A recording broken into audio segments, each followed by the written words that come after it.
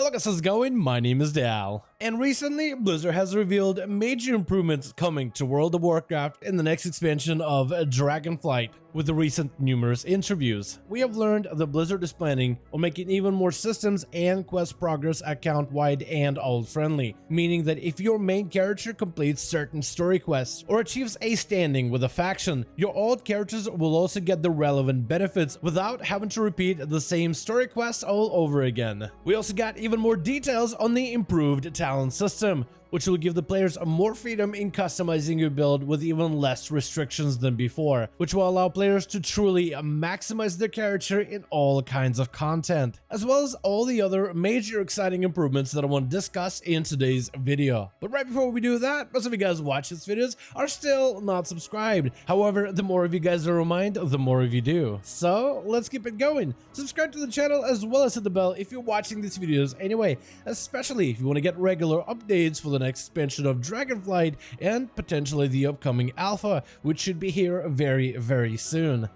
Speaking about the Dragonflight Alpha, in a recent interview, Blizzard stated that the expansion has been worked on for a while now, and an alpha is planned to come out really soon. Around the same time, we got this interview. A new server made its appearance over on the PTR testing realms, with a cheeky title of Best Realm NA.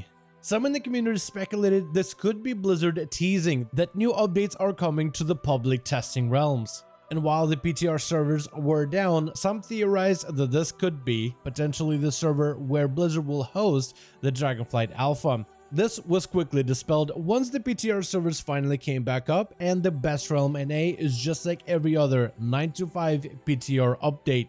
But it could signal that they still have something big planned going forward. But I want you guys to let me know in the comments if you think this is a Blizzard attempt at teasing the community, and when do you think we'll see the real release of the Dragonflight Alpha finally available for testing? Let me know your thoughts in the comments. During one of the recent interviews, Blizzard announced that quite a lot of the aspects of the Dragonflight expansion will become account-wide, like the main story quests. For example, as your main character advances some of the main story chapters of the next expansion, your character will unlock certain cosmetics, potentially armor, and benefits like extra bonus quests and dailies in specific zones. Once your main unlocks these benefits, you'll also be able to access these new areas and dailies without necessarily having to do the same story quests all over again, offsetting a lot of the progression to your account rather than to specific characters. This account-wide benefits also apply to the brand new system of dragon riding, as you main unlocks certain cosmetics for your dragon mount, or improves on their performance like better stamina so they can stay up in the air longer, or increasing the speed of their dragon mount. Any benefits your main character earns, the alts will also be able to apply those same benefits to their own dragon mounts as well. The reputation system is also getting updated with the Dragonflight expansion to function very similar to the Covenants and the Renown system.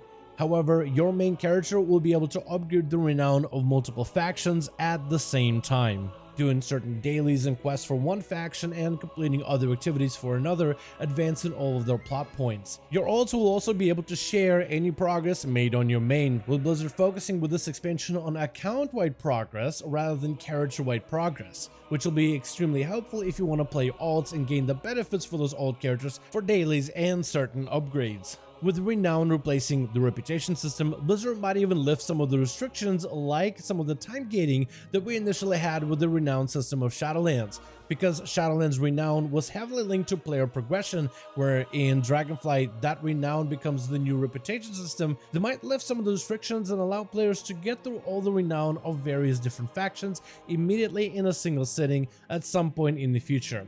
Let me know in the comments if this is something you would want for Blizzard to implement going forward, and how do you feel about more of the game aspects becoming account-wide rather than character-specific? Let me know your thoughts in the comments. We also got even more announcements to the new and improved talent system. The updated talents is one of the biggest updates coming to the expansion of Dragonflight, which will promote heavily the ability for players to customize their character and create hybrid builds out of various different playstyles. One of the biggest points of focus on the new improved talent system is to not fight the player and allow everyone to play any way they want to, especially if the player desires to min-max their character in a variety of different situations. This means removing a lot of the restrictions from talent customizations. Players will be able to set up profiles for the various talents and swap them out on the spot out of combat. If you're about to do a raid and you want to easily change to your single target playstyle, you should be able to. Then if you want to run some Mythic Pluses, you should seamlessly be able to adjust to your AoE profile. If you want to dive into some battlegrounds and arenas, you should be able to effortlessly equip your PvP hybrid profile. And even if you want to maximize your speed and efficiency in clearing world content, those will also give you the ability to be able to swap into your best in slot min-maxing build without any restrictions at all. The talent system is set up in such a way where players are able to maximize and hybridize their gameplay. Like we mentioned in previous videos, both the passives and the actives of a talent tree are supposed to present major gameplay variations instead of small, granular updates, giving players opportunities to talent into powerful bonuses perfect for group situations, with the spec portion of the talent tree focusing on the role that you want to play, while the class talent tree focuses on utility and hybrid opportunities for you to craft the way that you want to play. We also got more insight on how Blizzard is going to handle Mythic Plus seasons in the expansion of Dragonflight. Blizzard is going to split up the various dungeons of Dragonflight into different seasons, with the first season offering the first 4 Dragonflight dungeons and 4 dungeons of previous expansions, possibly dungeons from expansions like Mist of Pandaria, Warlords of Draenor, Cataclysm, or older time eras. This will offer players a variety of different dungeons every single season, with the idea that in the first season you'll experience a portion of the Dragonflight dungeons and a portion of some of the older content reused for this season, with the next season offering another set of Dragonflight dungeons that are new to the pool completely. This allows players in the first season and in the second season to learn the dungeons from the get-go with everybody else. It allows the players in season 1 to form their own strategies on how to tackle those dungeons, and then form completely different new strategies for the season 2. It also stops players from reforming the same dungeons that we farmed already for the same type of gear, like certain trinkets from Shadowlands dungeons we had to reform in season 1, 2, and now in season 3, which will create some variety in itemization for both our characters as well as a variety of different content from season to season, and will hopefully prolong the longevity of some of the Dragonflight dungeons without us feeling like we burned out of them by the season 2. The beneficial mechanics of the Creation Catalyst added with the patch 9.2 are going to be implemented in some way in the next expansion. Likely, the Creation Catalyst itself and the currencies will not make it into the next expansion, but that system will be re-implemented going forward. Blizzard enjoys the idea of the Creation Catalyst as a catch-up progression, as well as a way for players to earn tier set pieces, which will continue into the next expansion as a way for bad luck protection, with players able to create tier set items out of previously acquired Mythic Plus gear, World gear, PvP gear, and certain raid drops. For now, the plan is for the Creation Catalyst system to stay in the game, but not bring the Catalyst creation with us. Instead, maybe offset it towards the various professions, which are looking to get a massive revamp in the expansion of Dragonflight, where leather workers, blacksmith, and tailors will be able to craft or upgrade items into tier set bonuses for your character going forward. Hopefully, this system and this change will not have the same negative effects as the legendary crafting system of Shadowlands. While in the patch 9.2, acquiring the actual legendary recipes is fairly easy. Acquiring the legendary item itself can be quite difficult. The biggest hurdle to create legendaries isn't the currencies from Torghast like Soul Ash, Cinders, or Cosmic Flux, but rather the gold and the capital required to be able to buy the items in the first place.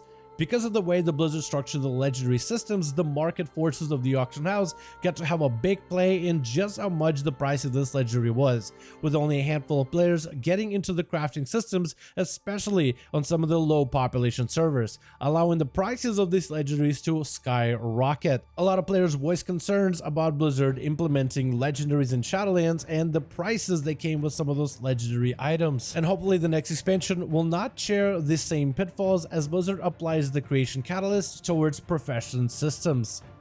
But otherwise, that's going to be everything we have so far about some of the upcoming announced improvements that Blizzard is looking to create for World of Warcraft in the next expansion. I want to thank you all so much for watching. I hope you guys enjoyed. Let me know your thoughts in the comments below. What do you think about the Creation Catalyst being implemented into professions going forward? What do you think about the talent system, lack of restrictions, and letting players truly maximize their character with a variety of different builds? And when do you think we might finally be able to see the Dragonflight Alpha? Let me know your thoughts in the comments below. If you guys enjoyed this video or found it informative, go ahead and give it a thumbs up. I would very much appreciate it. And as always, in the description of every single video and live stream, we have a link to our Discord community channel. Probably the best place to reach out to me directly in case you guys want to let me know what you thought about today's update or want to hang out with the rest of the members in the community talking about the next expansion or potentially the 5-5 duels. Join our Discord and join our community. But otherwise, thank you guys so much for watching. I hope you guys enjoyed. Let me know your thoughts, and as always, I'll see all of you guys in another video.